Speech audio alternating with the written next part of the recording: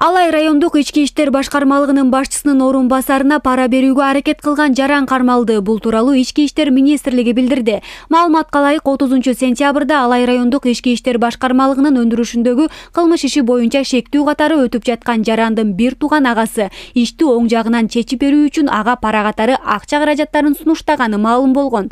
Аталган факты боюнча кылмыш иши козголгон. Алай райондук ички иштер бөлүмүнүн кызматкерлери менен биргеликте ИИМдин ички иликтөө кызматынын Ош шаары жана Ош облусу боюнча бөлүмүнүн ыкчам өкүлдөрүнүн жергиликтүү прокуратуранын катышуусу менен тергөө аракеттеринин жыйынтыгында Алай районунун тургуну 1993 туулган жаран Алай райондук ички иштер башкармалыгынын башчысынын ыкчам иштер боюнча орун басарына пара катары 70 000 сом акча каражаттарын берүү учурунда кармалган. Далил буюм катары жалпы суммасы 70 000 сом акча каражаттарына кечиктирилгис жагдайда алуу жүргүзүлдү. Кармалган жаран Алай райондук ички иштер башкармалыгынын убактылуу кармоочу жайына киргизилди. Учурда тергөө иштери жүрүп жатат.